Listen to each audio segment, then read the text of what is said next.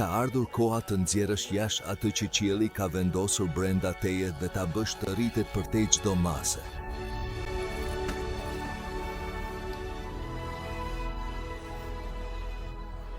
Ka ardhur koha kur përditshmëria bashkohet me mbinatyrore për të jetuar plotësisht dhuratat që shpirti na ka dhënë.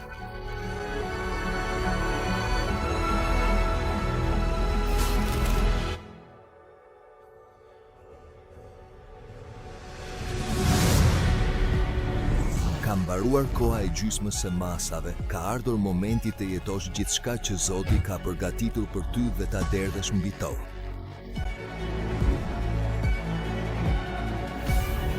Stërvitu për të zgjuar këtë brez. Stërvitu dhe gjej sërish pasionin bashkë me shpirtin e shenjtë. Stërvitu që mrekullit të bëhen stili yt i jetës.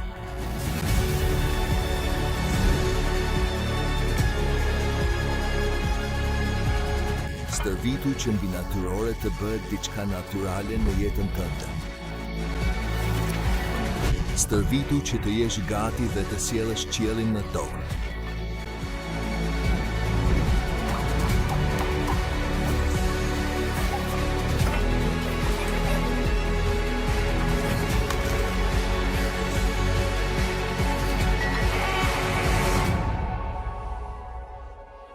Empor 2025, viti i trajnimit dhe fuqizimit shpirtëror. Pra, hyjmë, tani do të lexojmë një pjesë të fjalës dhe do t'ju a shpjegoj. Pra, empor, viti i trajnimit dhe fuqizimit shpirtëror. E dini çfarë do të thotë fjala empor? Të lumtë, do të thotë të fuqizosh, fuqizim. Ok, pra Zoti na thot kështu. Për 2 vjet Zoti do të na stërvis në dhuntit e shpirtit të shenjtë. Do të thotë që fjala e parë e vitit zgjatet edhe në vitin tjetër. Nuk do të thotë që viti tjetër do të jetë vetëm empor, por viti tjetër do të jetë empor dhe diçka tjetër. Pra, për 2 vjet ne do të jemi 2 vjet stërvitjeje. Unë besoj se Zoti me të vërtet dëshiron që ne të hyjmë më shumë në gjërat shpirtërore. Ndihem fuqimisht nga Zoti se duhet të kthehemi të jemi një kishë karizmatike. Ne nuk jemi tashmë, po, afër shumë të tjerëve, por gjithmonë ka më shumë. Amin. Kush e di historinë e lëvizjes pentekostale?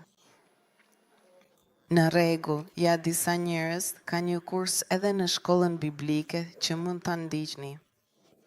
Gjithsesi, ky lëvizje fillon në një rrugë të Los Angelesit që quhet Azusa Street, një rrugë që sot nuk ka asgjë. Nëse shkon atje dhe thua, le të shohim ku ka filluar zgjimi, shkon atje dhe është vetëm emri i rrugës, nuk ka asnjë monument. Unë po thuaj se doja të bëja një bibliotekë, një muze. Por pastaj thash, jo, sepse Zoti nuk do që ne të adhurojmë vendet, të bëjmë pelegrinazhe, apo jo. Ai do që ne, ndonjëherë edhe kur shkojmë në Izrael, është sikur njerëzit. Jo, duhet të shkojnë në Izrael. Izraeli është bërë si lordesi për ungjillorët, apo jo. Të gjithë duan të shkojnë, nuk është se ka. Sa herë që shkojnë në Izrael, e dini çfarë kuptoj? Që Jezusi nuk është më thjesht njerëzor, ai e te kalon atë vend, ai vend është shumë i vogël për ta përmbajtur. Shikoj dhe them ai nuk është më thjesht njerëzor, është një dimension tepër njerëzor. Është bukur të dish që ka qenë atje, edhe pse nuk e di nëse e dini, por të gjitha rrugët që janë atje, Jezusi nuk ka ecur në ato rrugë, sepse kanë ndodhur aq shumë luftra sa që ato do të jenë diku poshtë. Ka vetëm një vend që kur shkon të vizitosh muret e tempullit të lashtë, ka një vend që të jep të akses të shenjtëroria e të shenjtëve dhe duhet të shikosh, por shumë poshtë, në atë rrugë Jezusi ka ecur. Gjithçka tjetër, pra, kanë qenë luftra, kanë vendosur një gjë mbi tjetrën.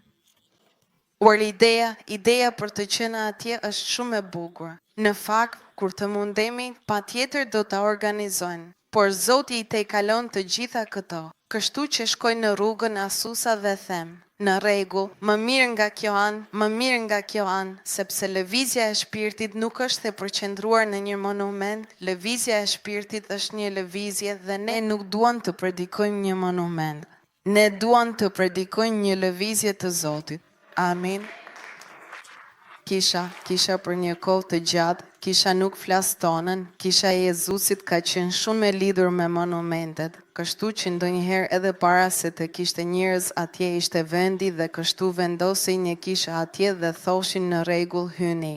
Ndërsa koncepti i kishës ne e dim që kisha jemi ne e dim që ky vend kur të largohemi do të jetë çfarëdo që të doj, normalisht ata do të bëjnë një pallat, ndoshta do ta bëjmë ne, nuk e di, dikush do ta bëjë. Sepse kudo që shkojmë, aty është kisha dhe ne e dim këtë. Por ata krijuan monumente. Kush ka shkuar ndonjëherë të vizitojë një copës Evropë, një copës Itali, hyn dhe aty janë ato katedrale gjigante pa askënd. Pak nga të gjithë, apo jo, ne jemi në Evropë. Ki hyn dhe thua, oh, sa mirë që Luteri ishte këtu. Askush. Më kujtohet që shkova në qytetin Galles për të parë një vend ku kishte qenë Jonathan Edwards dhe shkova atje për ta parë. Dikur ekzistonte qyteti, shihni fotot, qyteti ishte aty sepse ekzistonte lëvizja e Zotit. Pastaj shkon dhe viziton, a e di sa njerëz ishin atje, sa antar kishte në këtë kishë? 7. Do me thënë, zonja që na hapi vendin tha, jemi 7 zonja të moshuara. Pse? Sepse ata e kanë kthyer një lëvizje në një monument dhe kjo nuk funksionon. Dhe Zoti nuk po kërkon monumente. Ka një kishë këtu që është kthyer në hotel, është një nër, ndoshta jeni edhe miq, ndoshta shkon atje afër zonës së panajirit dhe shikon që ka qenë një katedrale, tani është bërë hotel. Ka një tjetër katedrale në Brera që është kthyer në diskotekë, shumë e trishtueshme, sepse i sheh këto monumente dhe mendon sa shumë kanë shpenzuar besimtarët sepse donin një vend ku të luteshin. Dhe kjo duhet të na mësoj që parat tona nuk duhet të shkojnë drejt për të ndërtuar monumente, por nëse duhet të shpenzojmë para, duhet të i shpenzojmë për të ndërtuar një lëvizje dhe që kjo lëvizje të jetë gjithmonë aktive. Amin. Kur shkua në Ukrainë në fillim të luftës, shkova të vizitoja një mikun ton pastor nga ky rrjet shumë i madh kishash eti, dhe ata po shpenzonin arë për të ndërtuar një kishë më të madhe, kishte kaq shumë dhe asgjë, sa që kishin vënë një bombë të përfunduar, kështu që le të kujtojnë se kjo është e vërtet edhe këtu për ne. Ndonjëherë kalojmë shumë kohë me mish, shumë kohë në palestër, është shumë mirë. Edhe unë shkova të notoj dje, e adhuroj të bëj gjimnastik, sport, por nuk mund të kalosh shumë kohë me këtë, sepse kjo do të ikë, ky trup i vogël këtu do të ikë, duhet të kalojmë kohë me atë që zgjet për gjithmonë. Prandaj, Zoti dëshiron përsëri një kishë karizmatike dhe në këtë, kjo vizitë e shpirtit të shenjtë nuk është se shpirti i shenjtë nuk kishte ardhur kurrë në tokë, sepse ai kishte ardhur tashmë në ditën e rëshajve. Amin. Dhe në ditën e rëshajve, shpirti i shenjtë filloi të lëvizte në një mënyrë të mbinatyrshme. Bibla thotë se si gjuhë zjarri binin mbi njerëzit, ata flisnin në gjuhë që nuk i njihnin. Kush ishte aty dëgjonte secili në gjuhën e vet, dikush në arabisht, dikush sikur të ishte sot apo jo. Në frëngjisht, secili në gjuhën vendase që nuk ishin ato të sotme tona. Dhe Zoti fillon të shfaqë përmes tyre të mbinatyrshmen. Dhe pastaj kisha e parë lëvizte në të mbinatyrshmen.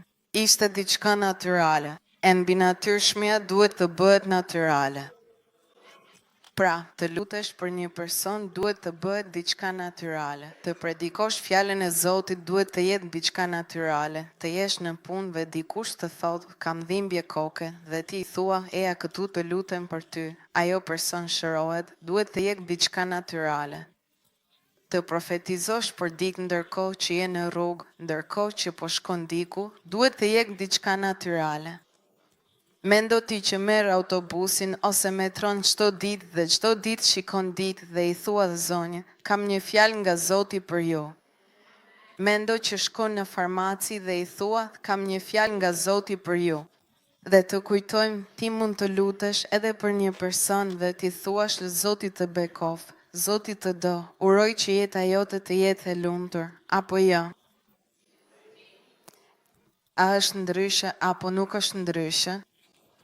Nëse ti vjen me një fjalë të mbinatyrshme për atë person, që ndoshta ai person po lutet dhe ti i thua Zoti të thot, është ndryshe apo nuk është ndryshe? Sa shumë rritet besimi yt? Shumë, dhe kush e di, edhe jo besimtarët janë shumë supersticios. Nëse ti vjen dhe thua Zoti të thot, ata thonë në vërtet nuk besojnë në Zot, janë ateist, por prap thonë po. Prandaj ne duhet të lëvizim në mbinatyrshmën. Mbinatyrshmja do të sjellë patjetër të korrat, por nuk duhet ta programosh. Ndonjëherë ne themi, duhet ta programoj ka turneun e verëve, ka mbrëmjen ungjillëzuese, atëherë do të shkoj të ungjillëzoj. Jo, duhet të bëhet një stil jete, të flasësh për Jezusin është një stil jete, të lëvizësh në mbinatyrshmën. Ambra jote do të jetë puna jote, ambra jote do të jetë shtëpia jote, do të jenë mjetet që përdor, do të jetë vendi ku jemi ne. Amin. Kush është stërvitur disa herë tashmë? Le të flasim për trajnimin. A jemi 5? Do të jetë e vështirë të predikosh sepse nuk jeni stërvitur kurrë, në rregull, bëjnë 2 mësime. Unë kam bërë sport gjithë jetën time, kështu që mund të them shumë gjëra. Kam bërë not garues, kam bërë gjimnastik artistike dhe olimpike garuese, kam bërë volejboll garues, kam luajtur edhe në ekipin e qytetit, pra kam bërë shumë sporte. Jo vetëm sport për të pasur muskuj. Në fakt, mua më pëlqen sporti, nuk më pëlqen të jem në palestër vetëm për të dukur më bukur. Më pëlqen të notoj sepse më pëlqen noti, më pëlqen të vrapoj sepse më pëlqen vrapi, nuk është për të bërë më i dobët apo më i bukur. Pastaj ndoshta bëhesh edhe më i dobët dhe më i bukur, sepse një sportist e do sportin. Dhe kur stërvitesh për një garë, thoni, si është për një garë? Është ndryshe nga të stërvitesh thjesht. Kush e di pse? Sepse stërvitesh me një qëllim. Cili është qëllimi? Fitoni. Qëllimi është të fitojnë. Dhe kur ke një qëllim dhe duhet të fitosh, duhet të stërvitesh, ka gjëra nga të cilat do të duhet të heqësh dorë. Kush e di? Dhe ka një fjalë të vogël që shoqëron fituesit dhe quhet disiplinë. Më trego si është. Disiplinë. Thuaje përsëri. Edhe një tjetër. Dhe një tjetër. Shiko çfarë thot apostulli Paul, le të shohim së pari Korintasve 9 nga vargu 24 deri në 27. Ai thot kështu: A nuk e dini se ata që vrapojnë në stadium, këtu po flet shumë për botën greke. Të gjithë vrapojnë në stadium, por vetëm një merr çmimin. U korrigjua për ta rikthyer. Gjëja e parë që thot Pali është se edhe nëse të gjithë po vrapojmë, mënyra juaj e vrapimit duhet të jetë unë do të fitoj. Amin. Nuk duhet të jetë vetëm pjesëmarrja. Tani dua t'ju tregoj një sekret. Kushdo që ka bërë ndonjëherë sporte garuese dhe urren këtë fjalë, e rëndësishme është të marrësh pjesë. Sepse kur stërvitesh me orë të tëra, me ditë të tëra, nuk ha, më beso, nuk do të marrësh pjesë, do të fitosh. Kjo frazë u krijua nga të gjithë humbësit që nuk fituan kurrë asgjë.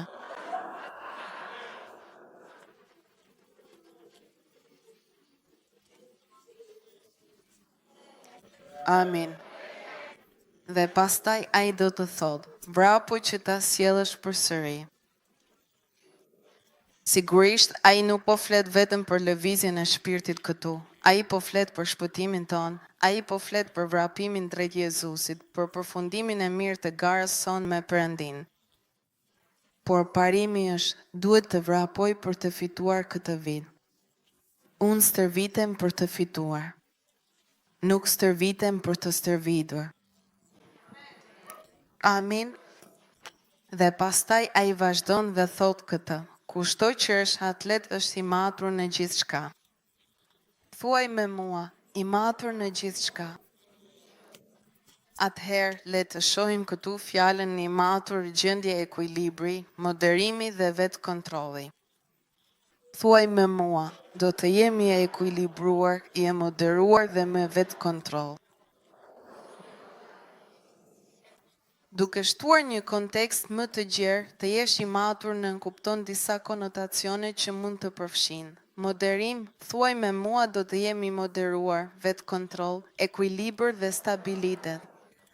Të jesh i matur pasqyron një stabilitet mendor dhe emocional. Njerëzit e matur priren të mos ndikohen lehtë nga faktorët e jashtëm, janë persona që kanë vlera morale dhe shpirtërore, duke ruajtur një sjellje etike dhe të përgjegjshme. Pra, ne do të jemi të moderuar dhe kjo ka të bëjë edhe le ta hapim, ta zgjerojmë në botën shpirtërore. Nuk është se vetëm sepse ky është viti i mbinatyrshmes do të lutemi më shumë për njerëzit, do të flasim më shumë me gjuhë. Do të profetizojmë më shumë sa të bëhemi të çmendur dhe mistik. Nuk dua askënd në fund të vitit që të thotë, ma tha Zoti, askush nuk më komandon mua, sepse ka njerëz që janë ekstrem. Ti thua, viti i fuqizimit mjafton, unë bëj vetën këtë. Të jemi të moderuar, të ekuilibruar. Amin. Shiko çfarë thot, person që ka vlera morale dhe shpirtërore duke ruajtur një sjellje etike, thuaj me mua, etike.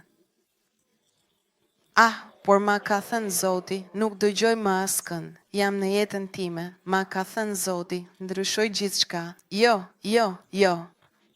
Etik, moral i ekuilibruar. Por kur bën sport, duhet të bësh edhe disa sakrifica, kush e di.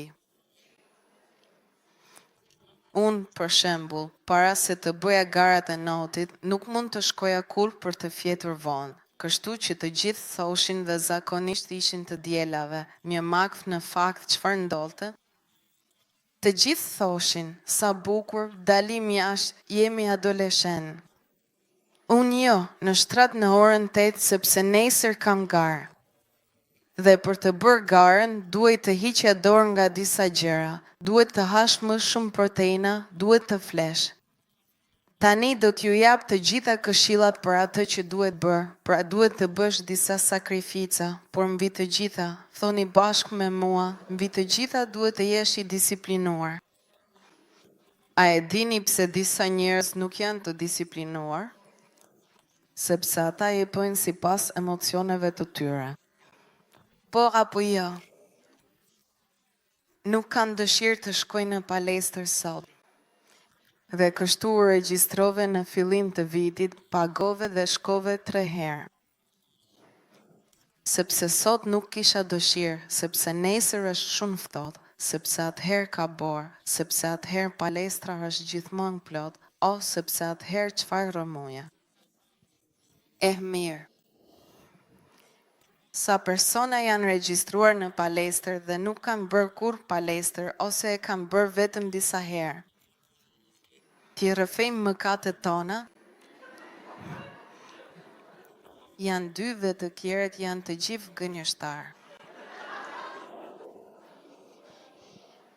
Pra, është e qartë se nëse e bën sepse ke dëshirë shumë herë, nuk do ta bësh. Kush e di kush nuk ka bërë kurrë sport? Kush nuk e ka bërë kurrë, sot do t'ju prezantoj në fillim. Ndonjëherë do të duash të vdesësh, por në fund je shumë i lumtur që ja dole sepse ka edhe disa hormone, endorfina të ndryshme, adrenalin që lëvizin. Por apo jo, perfekt. Disa vite më parë doja të mora një djalë nga kisha jonë që ishte me ne në hangar, emri i tij është Frostan. e gjeta edhe në Rom pak kohë më parë dhe ai ishte një kampion olimpik në judo, afërsisht me këtë madhësi i zi. Kështu që thash që do ta marrë Rostanin si trajnerin tim personal, i thash Rostanit se lutesha që të vdiste çdo javë, ai është gjau nga një mrekulli, dua të them se po më vriste mua. Thash, o Zot, a do të vish? Je i sigurt? Dhe thosha, por nuk ndodhte asgjë, e di si thonë, sot jam i sëmur, por ai kur nuk ishte i sëmur, dhe unë isha aty duke thënë shpresoj të vdes rrugës, por ai kur nuk vdiste, pra është gjallë për mrekulli, është e pabesueshme. Por sa po largohej, unë thosha, hajde shihemi pas 2 ditësh. Dhe pas 2 ditësh, sërish dëshiroja që ai të zhdukej nga faqja e dheut, por çdo herë pastaj ishte fantastike, sepse edhe kur nuk ke dëshirë, shiko, rregulli i disiplinës është, doje edhe pa dëshirë. Thuaj i personit që ke pranë, bëje edhe pa dëshirë. Mos mendo se të gjitha ata që janë kampion në çdo fushë të jetës së tyre, në punën e tyre. Mos mendoni se njerëzit që kanë pasur sukses kudo, e kanë arritur suksesin ashtu thjesht. Po, qielli u ka rënë në kokë 4 vetave. Ose je një super gjeni, si ai i Facebookut, Elon Musk i radhës, por janë. Sa Elon Musk ka, sa të Facebookut ka. Të gjithë të tjerët janë normal. Ose je fëmia i një babai miliarder dhe do të kesh plot para dhe do të jesh një person i tmeshëm, sepse të gjithë psikologët në botë thonë që fëmijët që i kanë të gjitha dhe nuk kanë arritur asgjë vet janë të gjithë të paqëndrueshëm, që është e vërteta. Prandaj përpiqu që fëmia yt të rritet, edhe nëse ke para, të rritet duke i fituar gjërat vet, ose të gjithë ne duhet të punojmë në një mënyrë apo tjetër për të sjellë para në shtëpi, për të sjellë rezultate në shtëpi, amen, duhen rezultatet. Kur nuk ka rezultate, je i demotivuar, apo jo? E fillojmë dietën tani, të gjithë e kemi filluar dietën, shpresojmë ta përfundojmë. Kur thua, kam humbur shumë, je më i motivuar. Por nëse shikon peshorën dhe thua, nuk është e mundur, nuk kam ngrënë asgjë, dhe prap jam njësoj si më parë, disa madje thonë, e dini çfarë? Tani do të haj gjithçka, se nuk ndryshon asgjë. E di këtë sepse kam bërë shumë dieta në jetën time. Prandaj është jashtëzakonisht e rëndësishme disiplina. Shko edhe pa dëshirë. Nuk kam dëshirë të lutem, le të kalojnë të bota shpirtërore, nuk kam dëshirë të lutem sot. Mendoni se unë kam dëshirë të lutem çdo ditë? Ka ditë kur kam dëshirë të shoh një film të bukur në atë moment me kokoshka, sidomos në ato ditë të mrekullueshme gri të Milanos, kur thua, kam vetëm këtë orë, sa bukur, një film, kokoshka, gjumë. Nuk ke gjithmonë dëshirë të lutesh. Shko edhe pa dëshirë, amen. Kush ka dëshirë çdo mëngjes të shkojë në punë? Më thuaj ngritë dorën të shohim sa gënjeshtar. Ata që me të vërtet duan çdo mëngjes thonë sa mirë dua të punoj çdo ditë, ka ditë kur je i motivuar, nëse të pëlqen puna më e motivuar ka ditë kur thjesht nuk do të shkoje po ose jo. Dhe pse shkon atje? Pse vallë vazhdon të shkosh në punë dhe në kolegj? Sepse ke frikë nga ndëshkimi, do me thënë nëse nuk shkoj sot dhe nuk shkoj as nesër më pushoj nga puna. Prandaj ti shkon vetëm sepse nuk do të pushohesh nga puna ose të mbetesh, apo jo? Ashtu si me Zotin, ne themi, më do, nuk më pushon nga puna ose nuk më lë në klasë, mund të kemi pak mëshirë. Dhe ne me Zotin që duhet të jemi shumë më të mirë se sa jemi në punë, në universitet, në palestër, e lëmë ashtu. Sepse Zoti është i mirë dhe ky është gabimi më i madh që bëjmë, sepse është mungesë nderimi ndaj Zotit. Ti po thua që unë nderoj më shumë punën time, punëdhënësin tim, sepse kam frikë për ti dhe prandaj dua të të them diçka. Duhet të kesh pak frikë edhe nga Zoti.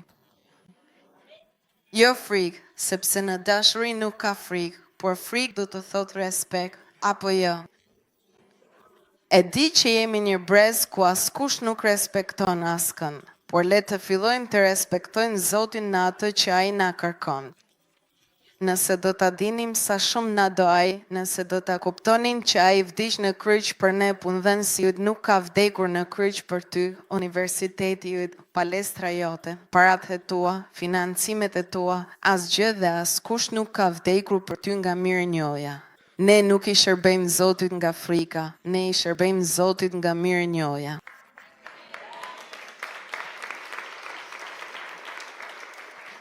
Pra tani le të shohim si lufton të apostulli Paul dy këshilla që ai na jep sipas Biblës. Pra, thot kështu: ata e bëjnë këtë për të marrë. Jemi gjithmonë aty te 1 Korintasve 9 nga vargu 24 deri te 27. Ata e bëjnë për të marrë një kuror të prishme, një medalje ari, pastaj shkon atje dhe ke plot medalje. Kush ka bërë sport ka rafin e vetë të medaljeve, që ndoshta tashmë i kemi hedhur edhe në plehra, por ne për një të paprishme. Ai po thotë që shpërblimi yt nuk është thjesht një medalje që mbetet aty, është diçka që do të jetë e paprishme. Dhe atëherë Pali thotë se si vrapon ai, të mësojmë pak nga apostulli Pal, unë vrapoj kështu, jo në mënyrë të pasigurt, thoni me mua, jo në mënyrë të pasigurt. Pra gjëja e parë që duhet të bëjmë është të përcaktojmë objektivat. Këtë vit që do të stërvitemi shpirtërisht, le të përcaktojmë objektivat. Objektivi i parë që i kemi vënë vetes është të lexojmë Biblën gjatë gjithë vitit. Do të keni edhe një kartë që e thot këtë. Pra, lexoni Biblën çdo ditë. Thuaj se qëllimi yt është të lexosh Biblën çdo ditë, të lutesh çdo ditë, të kërkosh Perëndin çdo ditë. Amin. Pastaj ai vazhdon dhe thot jo në një mënyrë të pasigurt. Unë luftoj boks, por jo si dikush që rre hajrin. Kur bën boks, e bën edhe hajrin të rre. Përkundrazi, e trajtoj as për trupin tim, si thoni, as për trupin tim dhe e bëj skllav të vetes. Pra, nuk është trupi im që vendos nëse do të shkoj apo jo, nuk është mendja ime që vendos, nuk është dembelizmi im që vendos, jam unë jam shpirti im. Njeriu është shpirt dhe trup, por thelbi i Perëndis është në shpirtin ton. Jam unë, si qenie shpirtërore, që vendos çfarë bëj dhe trupi im është skllav, pra sklavit nuk i pyet, do ta çosh këtë prej këtu? Skllavi ishte ashtu, shko dhe kaq, sepse je skllav dhe skllavi nuk kishte zgjedhje, thoni, skllavi nuk kishte zgjedhje. Pra, ai thot se unë e ndëshkoj trupin tim, ju thoni se si e ndëshkoj unë trupin tim, e nënshtroj atë në mënyrë që, pasi dukem predikuar të tjerëve, unë vetë të mos skualifikohen. Është e qartë se këtu apostulli Paul po flet për luftën e tij kundër mishit duke thënë: mos lejoni që mishi të ketë sundim mbi mua. Amin. Unë nuk jam kafsh, jam një qenie që mendon dhe një qenie që mendon para se të bëj gjëra. Përbarind, por tundimi ishte kaq i madh. Më beso, për sa kohë që heq rrobat, ka kohë për të menduar. Nuk është gjithçka kështu, nuk është instinkti im. Ti nuk jeton sipas instinktit, je një qenie racionale. Ndoshta duhet ta themi, Zoti është personi pranë teje. Ndoshta ai nuk e di, ti je një qenie racionale. Përdor kokën dhe koka jote nuk është nga brezi i poshtë, koka jote është nga brezi i lartë. A nuk është e bukur? Shikoni se ku është pozicionuar koka juaj. Duhet të mendosh për këtë, me atë gjë të quajtur mas gri. Pra, apostulli Paul e thot këtë. Le të hedhin një vështrim të dytë se si ndodh një plan stërvitje në jetën natyrore dhe do ta bëjmë atë në jetën shpirtërore. A je gati? Pastaj përcaktoni qëllimin. Nuk e di nëse e ke bërë këtë gjatë vitit në fillim, por merr pak kohë, mos e përkufizo si dua të jem më e bukur, më e dobët, dua të martohem. Jo, nuk po flas për këtë.